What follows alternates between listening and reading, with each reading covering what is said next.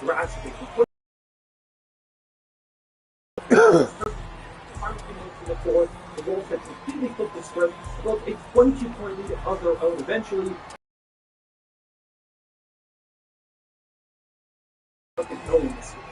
It was an incredible comeback by Minnesota, led primarily by Anthony.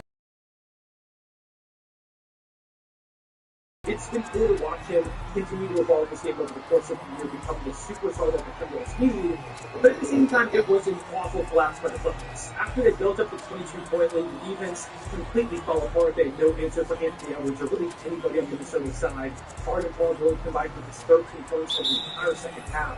They turned the ball over 12 times to continue to split up and onto it. And worst of all, Kawhi Leonard didn't play beyond the first quarter. He actually ended up leading the game early, using some backstop. Trying to fight through them and play through in the game, but it became so comfortable that he had to sit down. Eventually, it was so comfortable he couldn't even sit on the bench, so he had to straight up leave the arena, which is very concerning to say the least. If this was a normal collapse against the Atlas Timberwolves team, it would be bad enough. The fact that they allowed a 44-point swing is inexcusable. But the most concerning part about the whole thing is what's going on with Kawhi Leonard, because he's been easily their best and most consistent player on both ends of the season. After the game, they even asked Anthony Edwards, why was he able to go off yeah, that was a bad pass. He said, they didn't have Kawhi Leonard out. He was their best defender. He's really going to answer for me. After he went out there to double team, do whatever, but nothing really worked. And that's been true for a lot of this season. Look, this defense is very forward. It's not even showing offense. It's one of the most efficient players in the You gotta be careful with passes with this team. They're gonna start doing some wild shit. They desperately need Kawhi Leonard. If he hasn't played, they have to look like the same team. As of right now, we don't really know how long Kawhi can risk this issue or how much it's actually going to how long it's going to be. First, I remember said he played there twice to make the team a road trip with one game against the Cubs and against the Bulls. Without him this season, like I said, they haven't been very good. They could probably beat the Bulls without Kawhi Leonard. The Pelicans are going to be a lot tougher than they were yesterday talking about that team. There's really a lot of decisions going to be made right now. If Kawhi misses the most significant period of time, the Clippers are in a lot of trouble because they want to do August review schedules and they're going to be the rest of the season. Even good guys find they've still been slipping. With this recent 7-game stretch, but now they pulled 3.5 games back of the Thunder and Nuggets to kind of the seed, pulled 3 games back of the Timberwolves who they win this win over the Pace, and they're only 2 games up on the Pelicans. Yo, it's like the get back is so slow, bro. Like, this shit crazy. At one point, when they grabbed that 1 seed, they're playing like one of the highest. Yes, sir. It's like a Bulls division they have for the game now. I'm not so sure, especially why that is the significant point for the rest of the season. They can fall pretty far with the West is scattered. Why is my starting to slip by moment, but the Clippers are drastically falling off. Are these niggas getting all the passes, bro? So Westbrook right now is missing a ton of time in the practical game. So hope this is back before the playoffs. If it isn't, that's a big fake. and they're going to need to take production to the run. There's right now they're fighting succeeding. There's a noticeable gap. All George said was needed comfort of some kind that is causing the mixing game as of like here and there. Apparently it's budget is just right around January, which adds up because over the last 20 games or so, this has not been the same Paul George that we saw earlier in the season, who ended up being winning the All-Star. Over the last 20 games, he's put in just 18.6 points for game 4.3 rebounds and 3.4. Knockdown. And just 33.8% from free while turning it over 2.1 times per night. There's been a noticeable decline from what he was doing earlier on in the season. So right now, I have to imagine that the injury is factoring in some way. Maybe a lot of it is the slump that he's on. But I think there's some kind of discomfort, and it's bothering him more than just letting us go. He's just trying to play through it. It's a week into the need guys to be out there on the court to fight for the season. But I worry because we've seen a lot of times with more goals from those guys. Yeah, I know fall, bro, because that's not even, I don't even know why he shot that. That was a pump fake. This has just been the story of the Clippers. It feels like it's happening again. They have this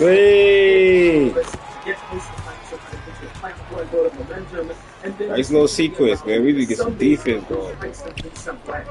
It happened last year. They were looking great with Russ in town, leading up to the playoffs. They were building up a lot of momentum. People kind of getting convinced that this nigga, you ain't gonna make everyone, nigga. Under Kawhi Leonard gets hurt as soon as Phoenix, and they continue to fall apart. The year before that, Kawhi missed the entire season with an ACL injury and they missed the playoffs. And the year before, when crossed over his ACL, they were looking great there to beat the Utah Jazz face off against the Phoenix Suns, who they eventually pushed to 6 games without Kawhi Leonard. But Kawhi tore his ACL without him, they just couldn't take down Phoenix. So they're cursed in some way. Ever since that bubble run, besides that one that was only time to healthy, some major injury has continuously happened with them. Or this season, it's starting to catch up to them as well. I just want to see them have one healthy partner once. And this season, one of their better shots, they can just stay healthy. Maybe even in the help, but once they're starting to think, they're not going to be able to do so. Also, even without the injuries, just the fact that they've been struggling so much as of late has kind of brought down my expectations of them. I've seen a lot of people kind of pump the brakes a little bit on the Clippers side, which is very understandable. And even with health, this is still one of the scary teams in the Western Conference. They've got so much experience. They were kind of Trash ass nigga. Now I'm really about to just clip this shit all game because you really try to get off. Hey, good rebound. Good read. That much. I also do worry about James Harden because, like I mentioned, I think earlier in the video, he's been kind of injury prone at some point in his career, some words and catch up with him. But I just hope the Clippers actually get a full, healthy playoff run for once. Yeah, he's scared. Because who knows the changes they need to make if you can't ever get a run fully healthy with your squad. Plus, it's also oh shit, somebody called timeout. I was just about to hit it. Why are we calling timeout on T-base? That don't make no sense. Nobody's in violation, bro. What are you doing? I also would like to see the Clippers do something at the deadline, just have a little bit more depth to that front court in case of these injuries, or just in general, even when fully healthy. I feel like that's an area of the team that's lacking a little bit, but obviously too late for that now. They're just going to have to try and figure this thing out on the clock. With all that being said, those are my thoughts for something down. That's the point guard, bro. Why are you calling timeout so much, bro? We're going to give you the ball. You had the ball most of the game, bro. You keep bringing it up. We know you hear us too, bro. Scary ass nigga, man. You're doing dumb shit, but it's 4 of us and it's you. Unless the other nigga is your man, nigga. We can really isolate your dumb ass, man. You stupid as hell, boy. You's a dumb bitch. You trying to do all that dumb shit.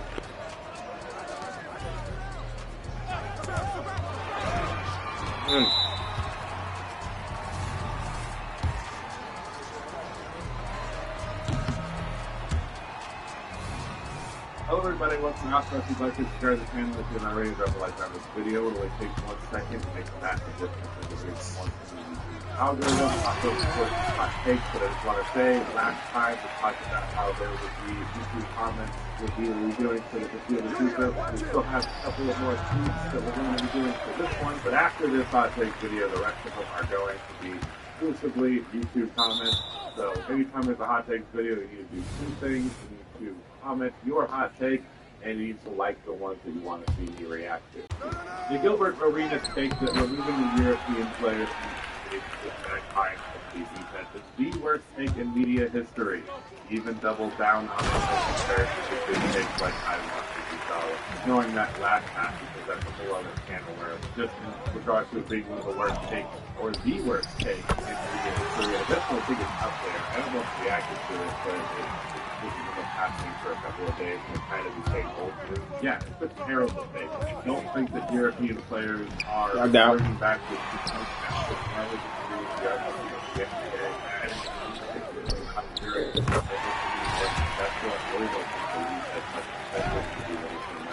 regardless of, even if there was a degree of truth to it, I don't like the notion that European players believe this on a moral, ethical level, regardless of what it means for what the NBA's product is like. That was the real fucked up part about that take. There is definitely a degree of xenophobia in there, to say the least. Giannis Antetokounmpo should be the MVP favorite. Hey! Season. The Bucks without him would be horrendous, and Giannis has been carrying them on his shoulders for the entire year. He has developed into an elite playmaker and is the best all-around player in basketball right now. I don't know quite about best all-around player, but he's definitely certainly up there. He has had the best playmaking career season of his career. He's had the best finishing and overall efficiency season of his career. Probably not his best defense, but he's up there. I don't know about MVP favorite. I think he's in the conversation more than he is. I will give you that for sure. I think a lot of it has just been that overall the season has been a relatively disappointing for the Bucks, even if the record is still quite good. They have not dominated the regular season to the degree that I think a lot of people thought that they could. Even the team that a couple of years ago, before they went to the bubble, was on pace to win like 70 fucking games, and now you have Damian Lillard next to Giannis, so the prospect of just winning 50 seems achievable, and I don't think they're going to quite reach that threshold for sure. That said, yeah, I do think it should be more focused on the conversation. I don't know that's quite safe background. Curry has surpassed Magic Johnson for years. The only thing that kept Magic and other 80s to 90s players in conversation is for the love of storybook nostalgia stories told about old legends. Well, as you know from the upload a couple of days ago, fuck this tape. I hate that argument a lot. Magic Johnson is one of the most talented basketball players of all time, regardless of generation, and you're not going to just say this era sucks, therefore this player is better. It's not going to work that simply. If you think Stephen Curry is more talented, is a better basketball player than Magic, I think that's a valid take. I don't think this is a valid reason why. The Brooklyn Nets may have the worst future in basketball. They have a player that isn't one that they want to be a one. Mikal Bridges, an overpriced player that never played, Ben Simmons, and no developing young talent that looks like it's going to be off the cornerstone. And yeah, I mean, Mikal, they're in an awful spot because they have no incentive to be bad because they don't have their pick. They don't have the talent to be good. They're also not really a free agent destination. I feel like Kevin Durant and Kyrie going there was an outlier situation that's really not going to be replicated again. Ironically, them going there, saving them from the pit of hell that put them in the all-year Kevin Garnett trade, but then they did the James Harden trade and then had to move Kevin Durant and everybody else, so then that became another pit of hell. And they're back in the pit of hell, and I just don't think they're going to do the easy way out of it. They probably do have a much future in basketball, I agree. Scotty?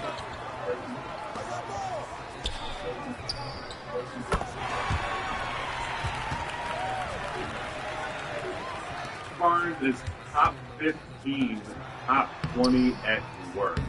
Scotty Barnes does have a really good all-around game, but I don't think it's quite good enough of an all-around game to make up for the fact that he's a 20 to 22 point per game scorer on his move. Not very good efficiency. I think Scotty can do it in a couple of years, but I think you are jumping the gun here. Being a good shooter doesn't make you a good scorer, and being a good shot blocker doesn't make you a good defender. This is my way of saying that KD is not a great defender, and Clay is not a good scorer. That's stupid. I think you're a good scorer if you can score a lot of. If you, a basketball player, gets a basketball, and if you put that as a hoop over and over again, you're good at scoring. I don't care how you do it. I don't care if it's exclusively layup, if it's exclusively jump shot. One way or the other, you're scoring a basketball. Do you want to say that Clay is not that well-rounded as a scorer? Sure. Still a good scorer, though. He objectively has multiple 20-point seasons on well above league average efficiency. He's one of the best scorers in the NBA many, many different years. It's with 3 moves in his arsenal, but it doesn't fucking matter. As we discussed in like the Kevin Durant hater manifesto video. At the end of the day, what matters is we put the ball in the basket. It does not. Amazing.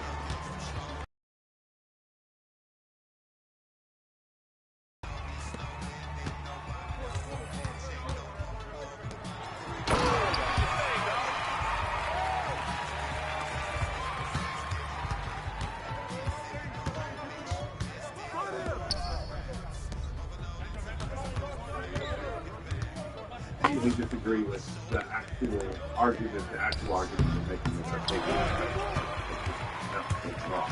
James Green is a better shooter than Larry Bird. Well, that is not true.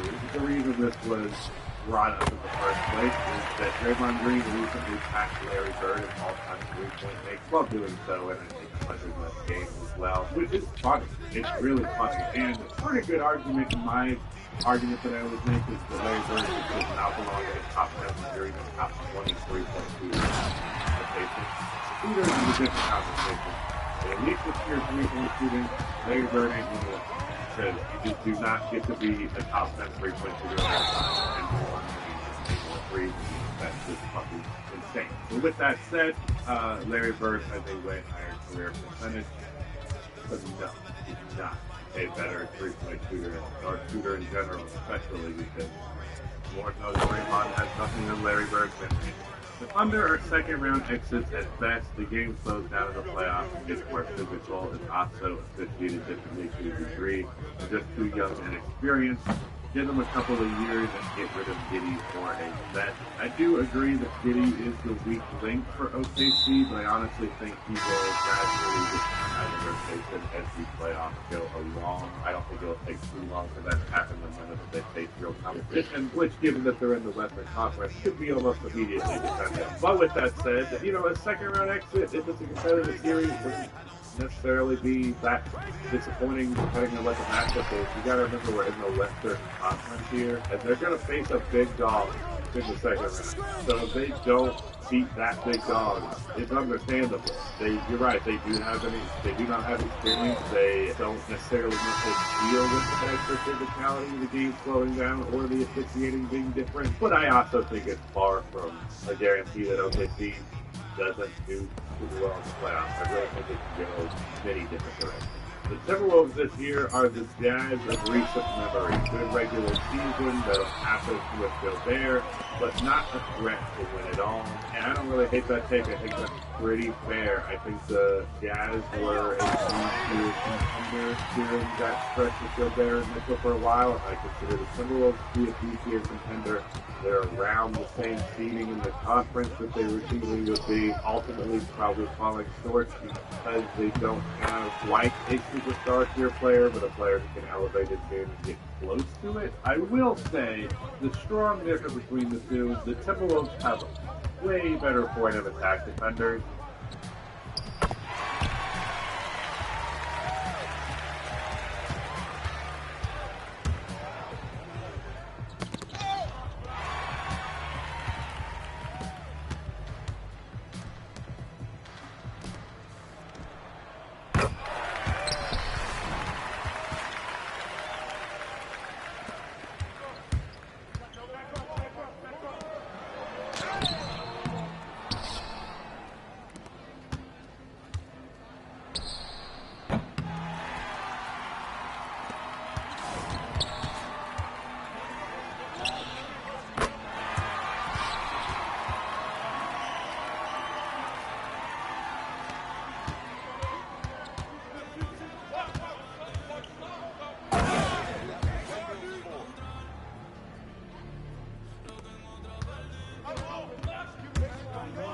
So you're the one who started the game Bucks in sack now.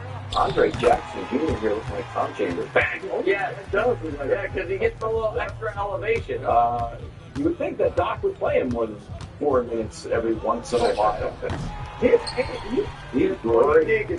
Yeah, you got the boost on the guy that's flowing back. Right where Wild is going to get never done. How did Bucks do their championship game? Well, I get this. Lost at 35 plus. We're like the team. 4 minutes left. Wizards Grizz. It's Poole and Kuzma. And they don't even get shut off. They tried to recreate LeBron in new ways. Were they going to? Yeah. So many ideas right there.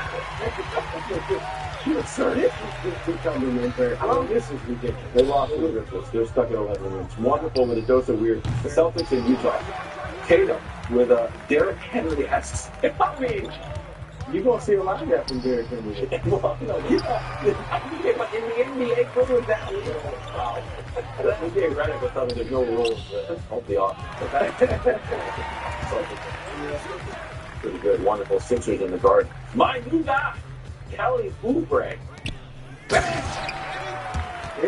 He can play. Billy scored 79 points again. It also seemed like a backcourt by it looked like it. I know it wasn't, but the Knicks thought it was. No, it looked like the referee. I know. I think it was. Yeah, it wasn't in the circle, so the line is challenging. We know we're saying.